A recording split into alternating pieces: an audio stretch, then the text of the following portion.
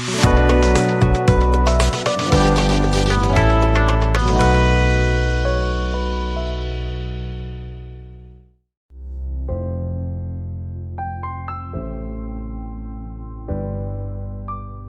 Sobat Belajar, bagaimana kabar kalian?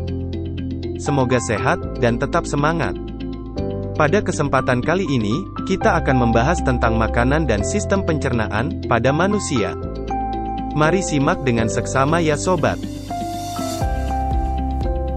Pada setiap makanan, pasti mengandung nutrien atau gizi. Dan setiap makanan memiliki gizi yang berbeda-beda. Nutrien adalah zat yang diperlukan oleh organisme untuk hidup, tumbuh, dan berkembang. Jenis nutrien. Karbohidrat. Salah satu asupan karbohidrat yang banyak dikonsumsi masyarakat Indonesia sehari-hari, seperti nasi, roti, jagung, mie, ubi, sagu, hingga sereal. Fungsi karbohidrat ini bisa memberi energi bagi tubuh seseorang, yang bisa jadi bahan dasar untuk beberapa bagian dari sel tubuh. Protein. Protein membentuk sel hingga DNA, nutrien ini juga berfungsi untuk membangun tubuh, atau pembentuk struktur tubuh. Ada sekitar 20 asam amino yang diperlukan tubuh, 11 diantaranya diproduksi oleh tubuh, sedangkan 9 diantaranya tidak diproduksi tubuh, yang harus diperoleh oleh makanan. Lemak.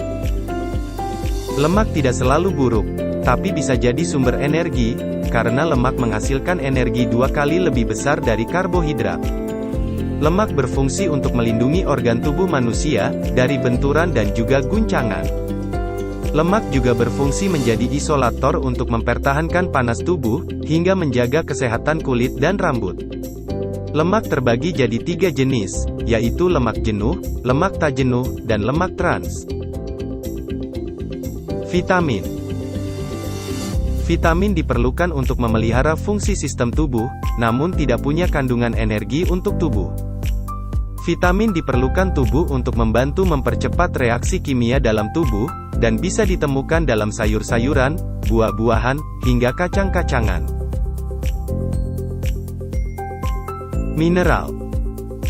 Sama seperti vitamin, mineral tidak menghasilkan energi, tapi tubuh tetap membutuhkan nutrien yang satu ini, meski dalam jumlah sedikit. Mineral besi yang dibutuhkan supaya sel darah merah bisa berfungsi, kalsium bisa mendukung pembentukan dan kesehatan tulang dan gigi, juga magnesium, yang menjaga kesehatan otot dan saraf. Air. Air adalah nutrien yang paling penting, karena 70% dari tubuh manusia terdiri dari air. Seluruh aktivitas penting tubuh terjadi di dalam air. Air bisa membantu mengatur suhu normal tubuh, dan juga bisa membuang sisa metabolisme. Air juga bisa menjaga organ tubuh tetap berfungsi baik, sehingga kamu disarankan minum 2 liter air per harinya. Struktur dan fungsi pencernaan. Dalam pencernaan manusia, terdapat beberapa organ pencernaan. Setiap organ memiliki fungsinya masing-masing. Berikut merupakan struktur dalam pencernaan. Mulut. Mulut adalah organ pencernaan yang pertama kali bertugas dalam proses pencernaan makanan. Fungsi utama mulut yaitu, sebagai tempat masuknya makanan dan penghancuran makanan, menjadi ukuran lebih kecil, agar dapat masuk ke dalam kerongkongan. Lidah. Lidah berada di dalam mulut. Dalam proses pencernaan, lidah berfungsi untuk membantu dalam mengunyah dan menelan makanan.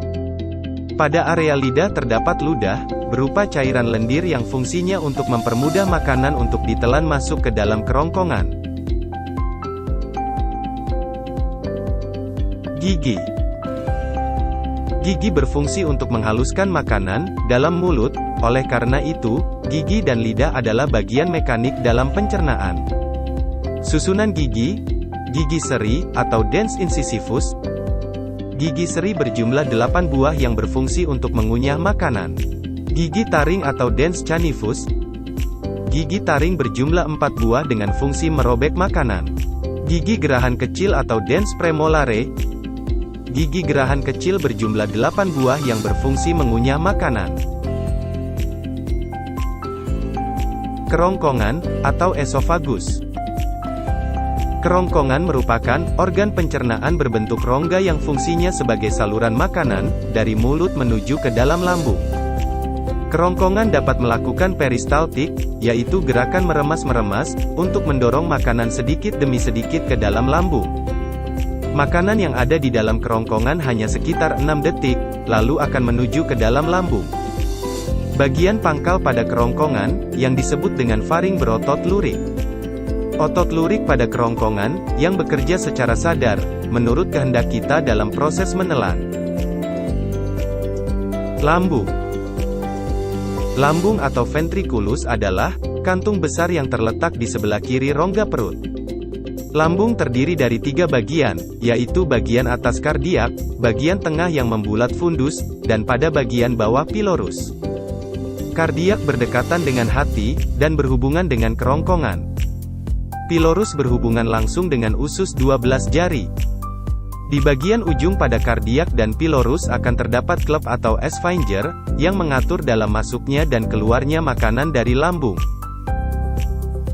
Fungsi lambung dalam pencernaan yaitu sebagai penghasil pepsinogen.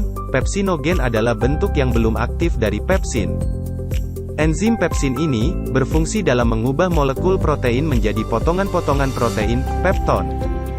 Dinding pada lambung menghasilkan asam klorida, HCl, yang berfungsi untuk membunuh mikroorganisme dalam makanan, menciptakan suasana asam dalam lambung, dan mengaktifkan pepsinogen menjadi pepsin. Usus halus. Di dalam usus halus, terjadi proses pencernaan kimiawi dengan berbagai enzim pencernaan. Peran organ ini dalam pencernaan yaitu, menyerap gizi dari makanan yang dicerna. Karbohidrat dicerna menjadi glukosa, lemak dicerna menjadi asam lemak, dan gliserol, serta protein dicerna menjadi asam amino.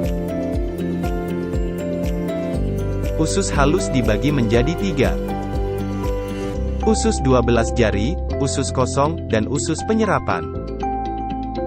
Enzim-enzim usus halus.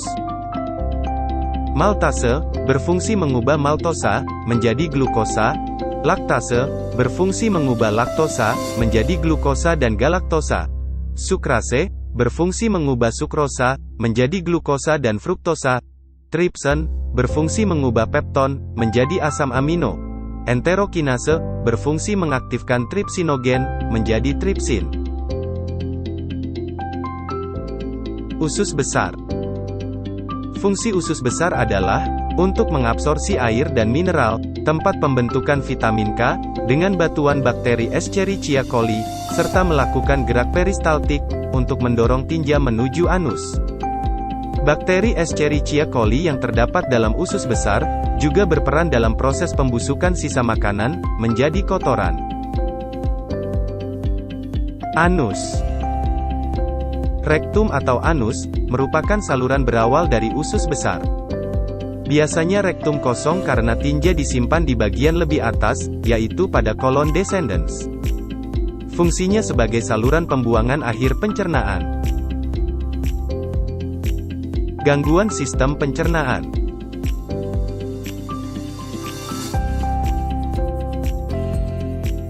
Diare. Diare adalah peningkatan frekuensi BAB lebih dari 3 kali dalam sehari, disertai perubahan konsistensi menjadi lebih cair. Wasir. Wasir terjadi ketika pembuluh darah vena yang terletak di luar, atau di dalam saluran anus rektum mengalami pembengkakan. Tukak lambung.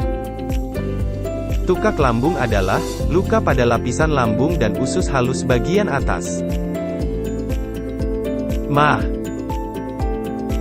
Sakit mah adalah rasa tidak nyaman di perut, seperti perut terasa penuh, rasa panas di perut bagian atas serta perut kembung. Demikian pembelajaran kali ini, semoga dapat membantu dan menambah wawasan kalian. Tentunya masih banyak kekurangan dari video ini. Silahkan kalian tinggalkan komentar positif di kolom komentar. Terima kasih sudah menyimak video pembelajaran ini sampai selesai. Jangan lupa like, komen, share, dan subscribe. Salam sehat, salam literasi, sampai jumpa kembali.